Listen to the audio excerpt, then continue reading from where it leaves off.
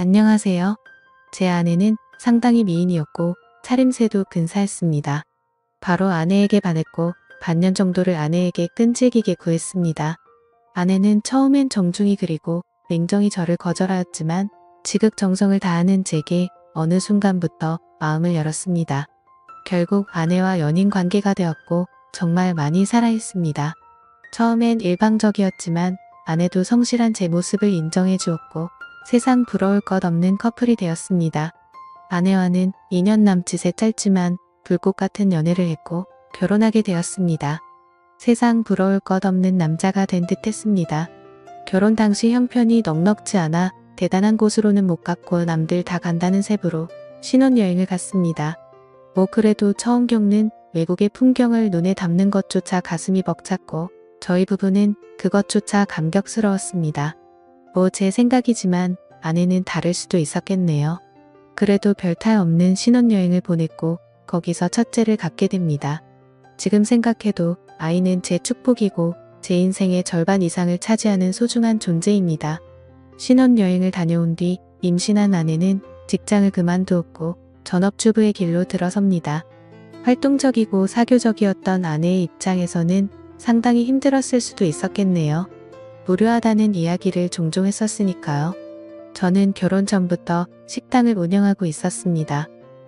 김치찌개집이었는데 어머니 손맛이 상당히 좋아 그 비결을 이어받아 가게를 내었고 장사를 하게 되었습니다. 장사는 잘 되었습니다. 20평 남짓의 작은 가게라 많은 수입이 있진 않았지만 그래도 남들 먹고 사는 정도 이상은 벌었던 것 같습니다. 사실 제가 가방끈이 조금 짧았고 이 정도 벌이에 안정적인 삶을 살 수 있다는 것에 감사하며 살았습니다. 임신한 아내와 뱃속에 있는 아이를 생각하며 열심히 장사를 했습니다.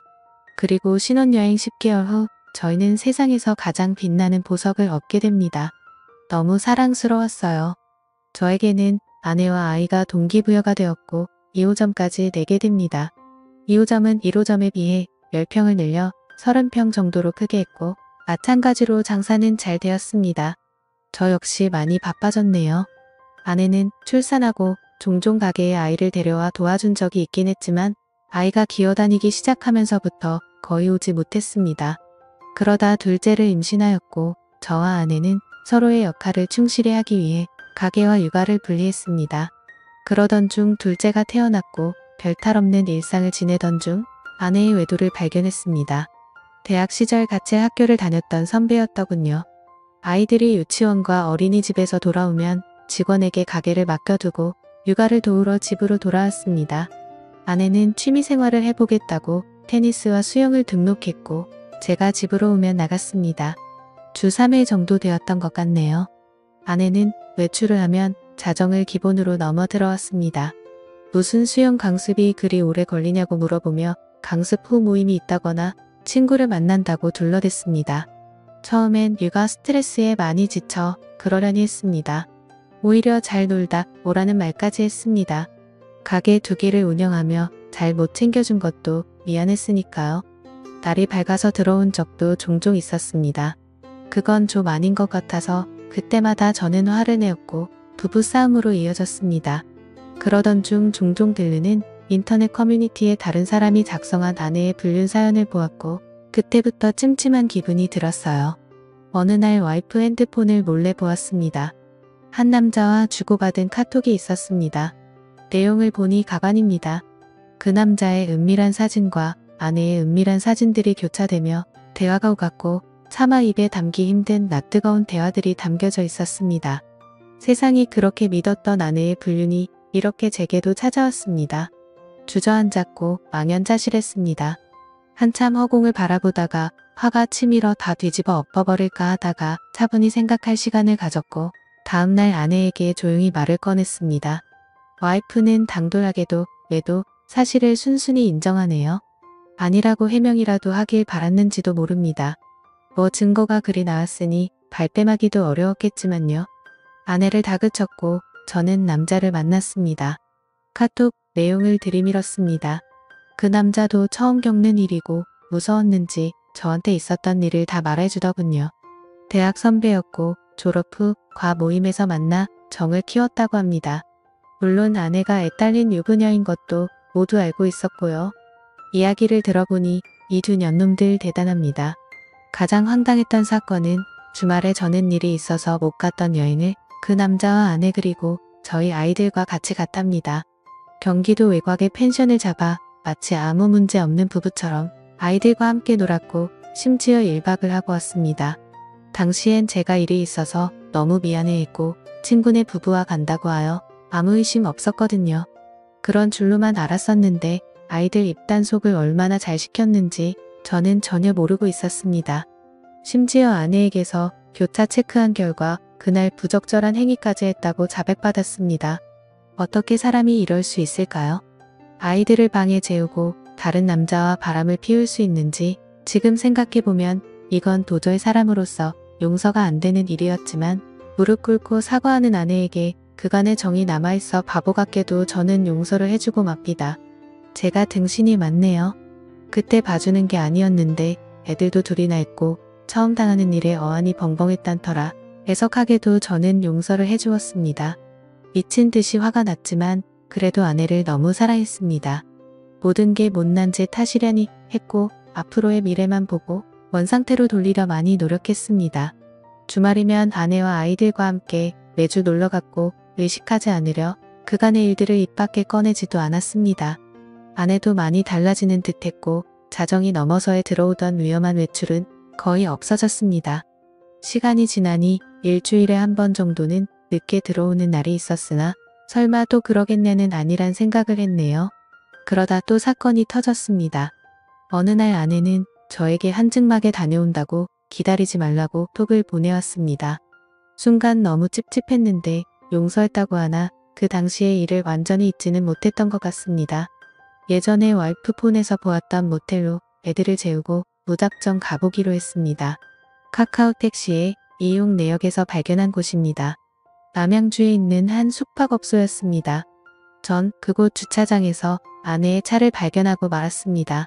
이런 기막힌 우연은 어떻게 딱 들어맞는지 왜 또 이런 시련을 또 겪어야 하는지 너무 아팠습니다. 주차장에 나란히 세워져 있는 또 다른 차가 굉장히 의심스럽더군요. 상대방 차는 벤츠였고 아내 차는 아우디였습니다. 아내에게 차를 중고로 뽑아준 지 보름도 채 안 되었을 때 이 사건이 터져버린 것입니다. 나란히 그 두 대의 차를 핸드폰으로 찍어놨습니다. 그리고 와이프가 내려오길 기다렸습니다. 처음에 3층에서 한 남자가 내려오더군요. 그리고 엘리베이터가 다시 3층으로 올라가고 바로 와이프가 내려옵니다. 먼저 내려온 남자는 저만치 멀리 가서 담배를 태우고 있었고 3층에서 내려온 아내는 저를 보더니 황당해 하더군요. 그 표정을 잊을 수 없습니다. 저는 바로 와이프를 추궁하기 시작했습니다. 왜 한증막을 간다던 사람이 여기 있냐? 누구랑 있었냐? 아내는 혼자 있었다라는 말만 하더군요. 말도 안 되는 억지였지만 아내는 이번에 걸리면 끝이라는 걸 알기에 딱 잘라댑니다. 아니 어떻게 혼자 모텔에 있을 수 있냐는 말에 이곳이 온천이 나와 여기로 왔답니다. 그때 멀찌감치 있던 3층에서 내려온 남자가 의심되어 그 남자에게 다가가 물어봤습니다. 그 남자는 아내를 전혀 모른다고 했습니다. 아내도 모르는 사람이라고 했습니다. 아내와 6년 살면서 처음으로 손찌검을 했습니다. 아내를 데리고 모텔 3층으로 올라갔습니다. 몇 호에 있었냐고 물어보니 대답을 안 해주더군요. 혼자 있었으면 몇 호에 있었는지 말해보라고 화를 내었고 끝까지 대답을 못하자 저는 1층 로비로 갔습니다. 사정을 얘기하고 마스터키를 받은 후 아내가 있던 방을 열어보았습니다. 역시 혼자 있었던 게 아니었습니다. 침대 이불이 이 사건을 말해주더군요. 그런데도 불구하고 끝까지 혼자 있었던 말에 전 화가 났습니다. 추후 알게 된 내용이지만 아내는 그냥 아는 오빠 동생 사이고 그곳에서는 서로 다른 방에 있었다고 말하고 있습니다. 서로 아는 오빠 동생 사이고 같은 모텔에 같은 시간 같은 3층에서 있었지만 서로 다른 방에 있었다고 합니다. 이 말을 누가 믿을 수 있겠습니까? 아는 동생한테 벤츠 차량 조회를 해봤더니 수원 자동차 매매단지 매물이라고 하더군요. 맞습니다. 그 남자는 중고차 딜러였습니다. 연락처도 알고 회사도 알고 그 남자에게 무작정 전화를 해보았습니다. 그 남자가 하는 말은 아내가 하는 말과 맞춘 듯이 똑같습니다. 아내는 아는 동생이고 본인은 다른 방에 있었다고 합니다. 운전하러 갔었다고요. 이거 가능한 일입니까? 결정적 증거를 잡지 못해 그 후 아내와는 상당히 불편했고 대화도 하나 없는 냉랭한 관계가 되었고 이때부터 아내와 별거하기 시작했습니다. 아내는 수원에 있는 처존에서 지내겠다고 집을 나갔고 저는 아이들을 돌보고 있습니다. 식당을 운영 중이라 저는 점심만 봐주고 나머지 시간은 아이들을 케어하며 생활했습니다. 둘째 생일 아내가 저에게 문자를 보냈습니다. 아이 생일이니 같이 밥 먹고 싶다고요. 그래서 집으로 오라고 했습니다. 서로 너무 불편하고 껄끄러웠지만 뭐 어쩔 수 있나요? 아이들과 나가서 예식 후 촛불을 불어줬습니다. 아이들은 엄마 언제 돌아오냐 하며 계속 칭얼댑니다. 그렇게 식사를 마치고 아내는 집으로 와서 할 이야기가 있다고 시간 좀 내달라고 합니다. 아내는 이미 저에게 모든 정이 사라진 상태이며 이혼을 결심했고 빠른 시간에 정리하자고 합니다. 어느 정도 예상은 했지만 직접 아내 입에서 그 말을 들으니 정신이 멍하다군요. 사실 제가 거기서 그러면 안 되는 거였는데 아직 아내를 사랑하고 있기 때문에 아내를 설득했습니다. 참 비참하고 억울했습니다. 제가 다그치고 아내는 빌었어야 하는 상황에 오히려 제가 설득을 하고 회유를 하는 상황이었으니까요. 아이들은 어쩌냐? 아직 우리 다시 해볼 수 있는 거 아니냐? 집으로 다시 돌아와라. 수차례 설득을 했지만 뭐 마음이 확실히 떠났는지 완강하게 거절합니다. 저도 대화를 하다 보니 어느 정도 포기가 되었고 소송 이혼을 하고 싶었지만 합의로 최대한 아내에게 맞춰주었습니다.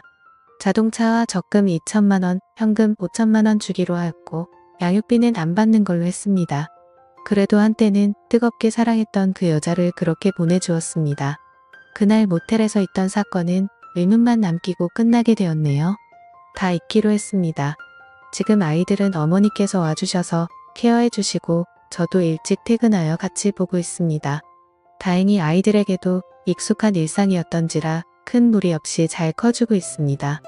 훗날 어느 정도 성장했을 때 저를 원망할 수도 있겠지만 최대한 부족함 없이 키워줄 예정입니다. 아이들 성격이 많이 밝아요. 항상 웃음을 입가에 머금고 살거든요. 세상 소중한 우리 아이들, 아빠가 미안합니다. 여기까지 제 이야기는 끝입니다. 긴 사연 들어주셔서 감사합니다.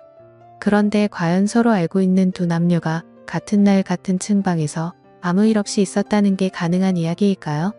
오늘의 사연 들어주셔서 감사합니다. 여러분의 생각은 어떠신지 댓글 달아주세요. 재미있게 시청하셨다면 구독, 좋아요 부탁드립니다. 감사합니다.